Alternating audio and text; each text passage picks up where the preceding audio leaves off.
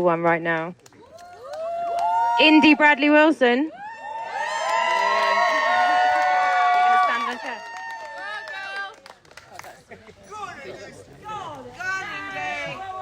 She wants Shabby to stand with her.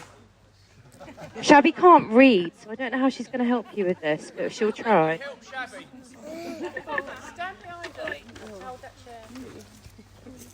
I'm more scared than her, guys.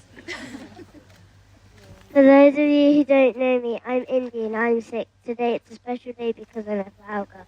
First I want to talk about my daddy.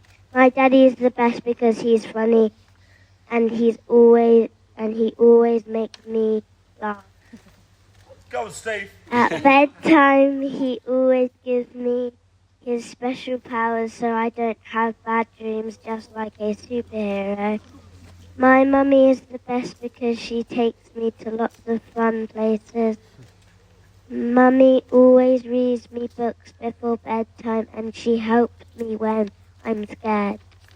My brother Otto loves playing football in the garden with Daddy. My brother is the funniest in my family. Thank you, Mummy and Daddy, for being the best in the world and giving the best hugs in the world. We love you.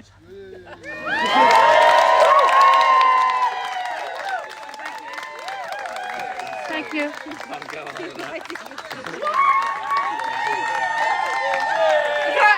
Can I get a round of applause because I was so scared doing that? I can't speak after that.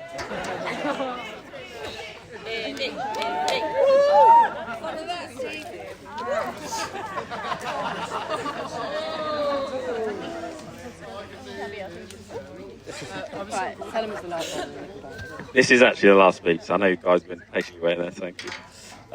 Yeah, so welcome. I didn't know if I'd be more nervous about this speech or the fact that everyone in this room would realise that my middle name is Maurice. So.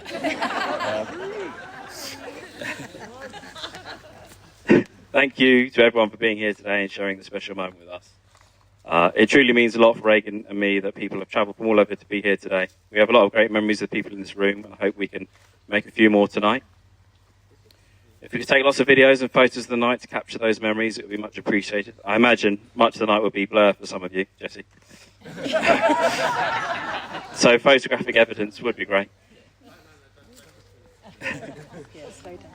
Not everyone we wanted to be here today can be. Some who couldn't make it, and there are those who are sadly longer with us, but here in memory. So I ask if everyone could raise a glass and toast for absent friends. I don't actually have a drink, so I finished it. Oh, there you go. Limoncello. Absent friends. For a family. We want to take a moment to recognise some of the most important people in Reagan's life, the bridesmaids. You all look fantastic today. Yeah, we do.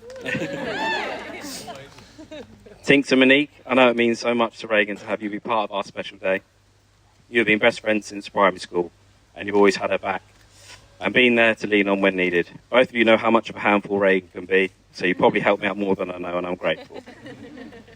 Shannon, the wilder, crazier and taller little sister, thank you for always being you and bringing the laughs. I don't know anyone who makes Reagan laugh like you do. Also, congratulations. After 12 months of pestering Reagan, you were finally promoted to Maid of Honour.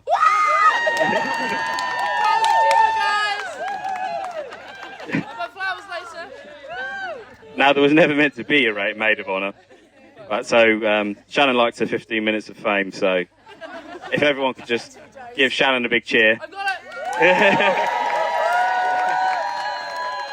2 weeks ago! Lucy, thanks for your help in ferrying our booze around and your organisational skills that match Reagan's. She needs someone to rely on. That's certainly not me, as is evident today. And thank you for the limoncello, which has gone down an absolute treat. Scott, now I know you're not one of the bridesmaids, although I'm sure you would have rocked the dress. That's a quick change. There he is. He looked great. Reagan would have wanted a special mention for you today. When I first met Reagan, she uttered the words that strikes fear into the heart of any boyfriend. My best mate's a boy. But you only have to be around Scott and Reagan for 5 minutes to know their relationship is that of a brother and sister. And they spend the majority of their time bickering. I know you guys have done everything together. School, graduated from the same uni in the same year. Holidays, travels, and now both got married within a year of each other and both spoken at each other's weddings. Scott, thank you for speaking for us today. Thank you for imparting your male point of view. When she's moaning about me. We can't wait for yours and Jess's next chapter, parents, and now we are not moving to Stansted Mount Fitcher. Groomsmen, and of course, I can't have done any of this without you guys, Sabre, Ash, Sharpie, and Scott. Thanks for all your help setting up and for the incredible stag.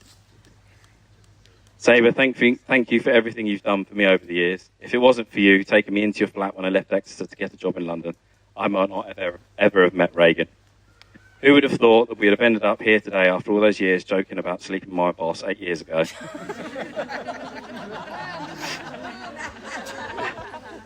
Ash, you're one of my oldest friends, ever reliable for your support and advice when I need it. The memories I have with you and Matt.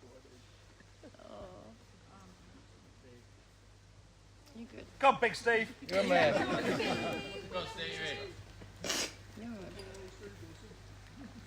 Where is that? We love you. The memories I have with you and Matt are some of the best years of my life. And I wish he were here today. I think he'd be proud of us. Woo!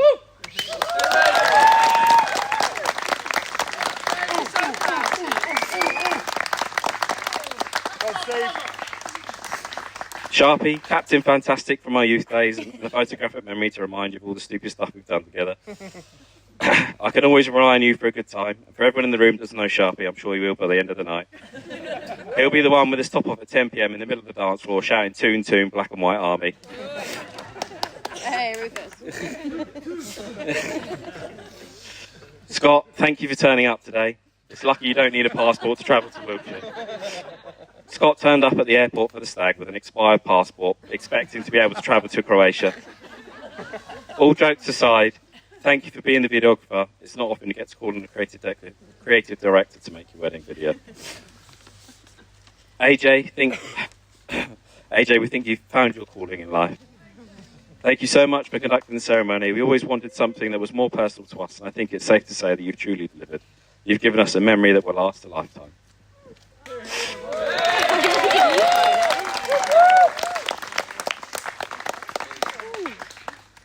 Thank you to our daughter Indy for a lovely speech and for being our flower girl. We're always so proud of you. Jesus Christ, what's going on? yeah. Thank you to Beth and Steve for your help with the dress and for supplying the ice today. Those thanks mostly go to Beth, because if you know Steve, he only decides to have an opinion after Beth has done all the hard work. And Beth, thanks for always having my back in the Bradley household. Those initial years were a baptism of fire, and without your help, I wouldn't have survived.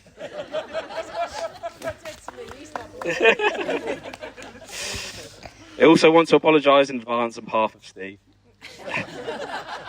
If you find yourself talking to him tonight, he will mention his new teeth.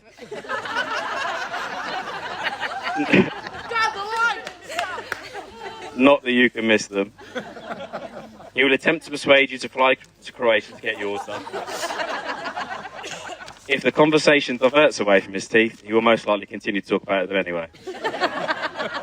He's on commission. He is on commission, so 8%. So if anybody wants to cut in on that, I'll say sorry, 7.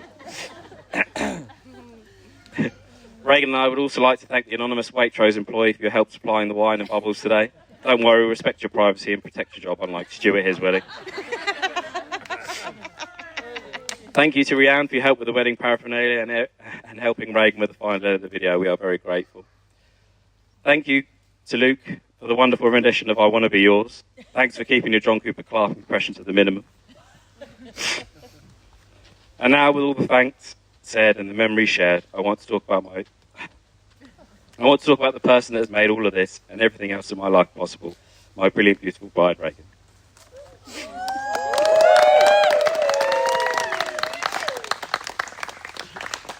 First thing I want to say about Reagan is that she thrived on being mildly overwhelmed. She enjoys the pressure, but not too much. Everything you see here today, Reagan has organised and thought of absolutely everything. Whilst my opinion has been provided, Reagan has run the show, which I'm more than happy with, and she has done a fantastic job. Now that the danger has passed and the day is running smoothly, I think Reagan could use with a little bit of chaos. So, Steve, if you could possibly lob a wedding cake at somebody. Johnny, if you want to fall through some tables, that would be nice. Abby, I hope you bought your boxing gloves. Any of the above will ensure Reagan enjoys tonight's to her fullest. Reagan and I first met during my interview for Paramount in 2016. She was interviewing me with Spencer. My first impressions of Reagan were that she had a nice smile and that she had assured confidence about her. Fast forward 9 months, we got to know each other, but romantic chemistry was certainly not in the air. I learned over those 9 months that Reagan had a type. 6 foot plus, blue eyes, clean shaven, ideally plays rugby, negotiable, French crop, non-negotiable. Whilst I tick one of those boxes through my inability to grow any facial hair, Reagan would be the first to admit we were not destined to be together. In fact, Reagan was trying to set me up with a sister, while I was trying to set up with Scott. You, buddy. The event she decided that Shannon and I should meet was the Bushy 10K. I know it's been mentioned plenty tonight. Post-race, we all headed to the pub for a 10-hour drinking session. A few hours passed and Shannon decided to make her move. However, by this point, Shannon doing as Shannon does. She'd enjoyed more beer than water, and her attempt at flirting was more like Morse code. The night continued back at Reagan's flat. We put Shannon to bed and carried on drinking. The party started to dwindle and people slowly made their way home until it was just Reagan and I left. By this point, all trains had stopped running, and the cab home would have been extortionate, so Reagan offered that I stay. I won't go into too much detail. But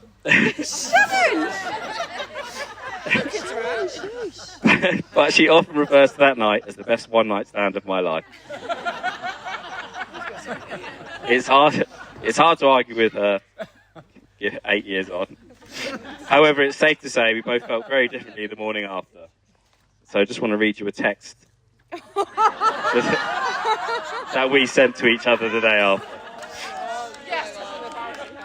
Which way? Me. For everyone who asked you where I stayed, it was on your sofa. Reagan. Okay, thanks. Many people ask you. Me. Not really. Turns out I wasn't okay. I was hanging and kept to myself in my hole at my desk. Reagan. Yeah, I don't envy you. I went back to sleep at like 11. Me. I haven't felt like this for a while. I was throwing up my guts at 11 a.m. Reagan. Honestly, for both our jobs, no one can ever find out about that. What do you mean? Me. Where's Spencer?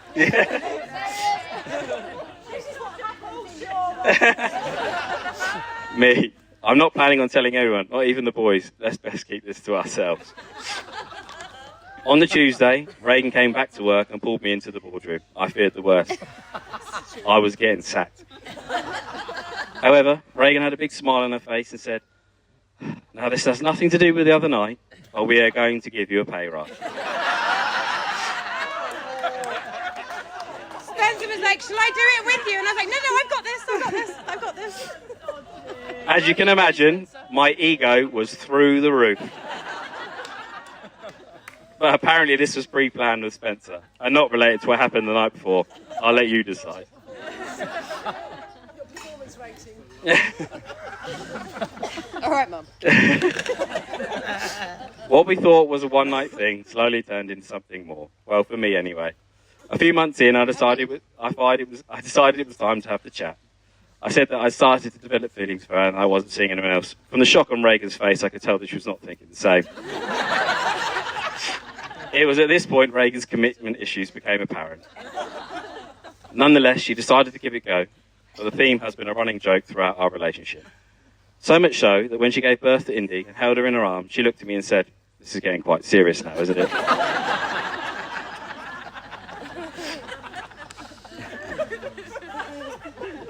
Despite those initial hurdles and Reagan's attempt to find tiny faults in our relationship, I knew that we had something special and I didn't want to lose her.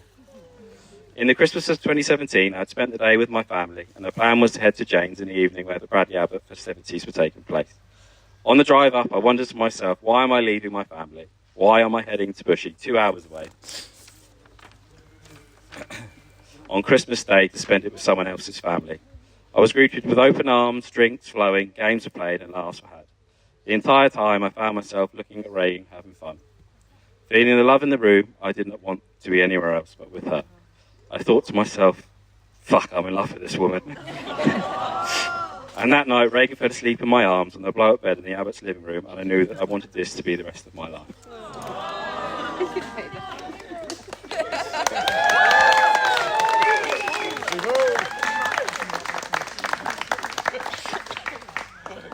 Reagan, since that day, I fall in love with you more and more, and you have become my best friend and given me 2 beautiful children. People often say on first impressions you can be blunt and appear cold, but all I see is a kind, caring, witty, intelligent, selfless person who puts other people's needs ahead of your own. You have been my biggest supporter, believing in me when I didn't always, and pushing me to be the best version of myself.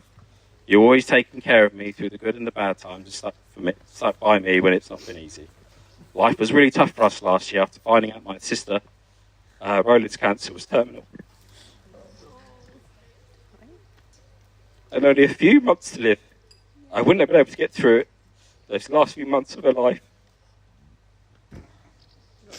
And an untimely passing without you by my side. Holding my hand along the way. Thank you for always being there for me. It's in those dark moments you realise what's important in life and why I'm so lucky to have you. Marriage isn't just about enjoying the good times, but also being able to rely on one another through the bad times as well. With you, I know that I have that in spades, and you have that with me. I cannot wait to spend the rest of my life with you. Reagan, you've made my life infinitely better just by being in it. I'm the luckiest man alive to call you my wife. And I promise to keep making you laugh, supporting you, and loving you through everything life brings. So here's to us. To chaos, to love, to being mildly overwhelmed, to a life that's never boring, and the occasional 10-hour drinking session. Right,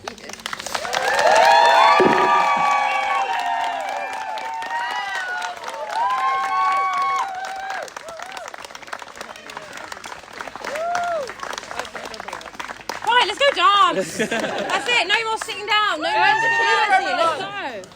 Oh no, shit. We got a first dance, but after that. Get the jam, John!